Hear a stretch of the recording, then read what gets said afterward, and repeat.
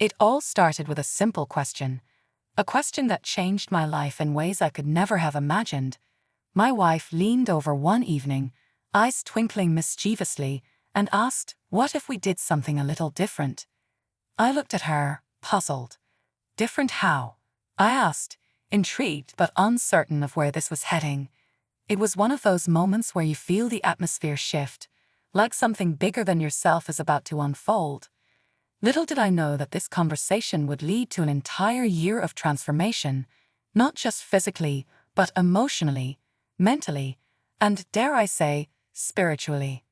My wife, Emily, and I had always had an open, communicative relationship. We had been married for 5 years, and I thought I knew her inside and out. But that evening, she caught me off guard. "I've been thinking about something, a fantasy of mine," she began, her voice soft but firm. I listened closely, heart pounding slightly at the idea of what she might say next. We'd always been adventurous in our relationship, but there was something different in her tone this time. More serious, more daring. "I've always wanted to see you, as a woman, not just for a day or two, but for a whole year. I want to transform you. Clothes, makeup, lifestyle, everything. I want to know what it would be like if you lived as a girl. My girl," she confessed, her eyes locking onto mine with a mixture of excitement and vulnerability. For a moment, I didn't know what to say. I could feel my pulse quickening. A whirlwind of emotions hit me all at once. Confusion, curiosity, fear, but also a strange excitement.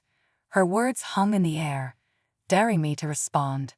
I wanted to laugh it off, but there was something in her expression that made me pause. Emily had always supported my quirks and desires, so how could I deny her this? "Are you serious?" I asked, searching her face for any sign that this was a joke. But no, she was dead serious. We spent hours discussing her idea. She was clear about what she wanted: a full immersion. Wigs, dresses, makeup, even learning how to walk, talk, and present myself as a woman. She wanted it all. And surprisingly, as we talked, I found myself warming to the idea. It wasn't something I had ever considered before, but the more she spoke, the more curious I became about stepping into this new world. "Let's make a deal," she said. "Try it for a year.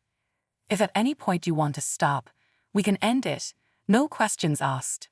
But if you decide to go through with it, you'll have to commit fully, live, breathe, and act like a woman." I hesitated. A whole year. That seemed extreme, but the thought of experiencing life from a different perspective intrigued me.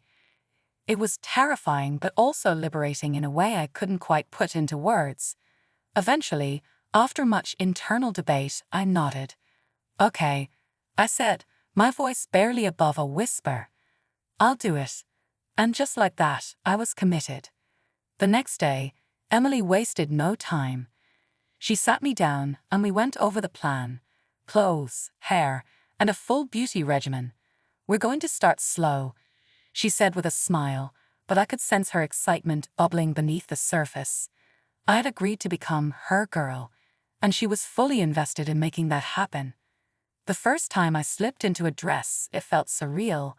The fabric was soft against my skin, and the way it clung to my body made me feel exposed in a way I wasn't used to.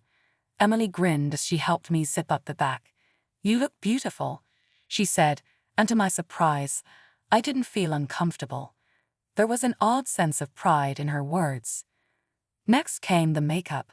I sat still while she applied foundation, eyeliner, and lipstick, the tools of her craft transforming my features.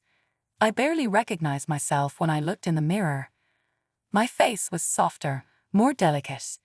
For the first time, I could see what she meant, the allure of femininity. But it wasn't just about appearance.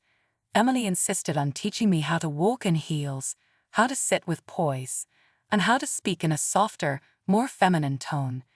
It was awkward at first, stumbling around in heels and tripping over my words, but with practice I began to get the hang of it. Living as a woman, even temporarily, was a bigger challenge than I had anticipated. It wasn't just about the clothes or the makeup. It was the way people treated me. As the weeks went by, I noticed subtle shifts in how strangers interacted with me. Men opened doors, women complimented my hair, and there was a sense of camaraderie with other women that I had never experienced before. One afternoon, Emily and I went shopping, and for the first time, I saw myself as others saw me, a tall, elegant woman browsing the racks. It was bizarre, but I had to admit I was starting to enjoy the process. However, not everything was smooth sailing. There were moments of doubt, times when I questioned what I was doing. Was I really cut out for this? Emily was always there to reassure me, reminding me that this was a journey, and we were in it together. One evening, about 6 months in, we were sitting together on the couch. She looked at me and said, "You know, I think you're really embracing this." And she was right. By then, I had learned how to style my hair, apply makeup, and even navigate the world in a pair of heels without tripping. I was living her fantasy, but somewhere along the way, I had found a part of myself in it too. As the year progressed, Emily introduced another twist. She suggested that we go out on a date with me fully dressed. At first, the idea terrified me, but the more I thought about it, the more it excited me. This would be the ultimate test, stepping outside as her girl. We chose a quiet restaurant, and as I walked in, I was filled with nerves. But to my surprise, no one paid any extra attention. To them, I was just another woman out for dinner. That night, as we sat across from each other, it felt like we had crossed a new threshold in our relationship. It was no longer just her fantasy. It had become part of our reality. As the year came to a close, I found myself reflecting on the journey. It had been difficult at times, yes, but also exhilarating. Emily's fantasy had pushed me out of my comfort zone, forcing me to confront parts of myself I didn't even know existed. On the last day of the experiment, we sat down together. "How do you feel?" she'd asked, her voice full of curiosity and warmth. I thought for a moment before replying. "I feel changed. In a good way." The transformation hadn't just been physical. Living as a woman for a year had taught me empathy, patience, and a new understanding of identity. I wasn't the same person I had been when we started this journey. And while I was ready to return to my normal life, I couldn't help but feel grateful for the experience.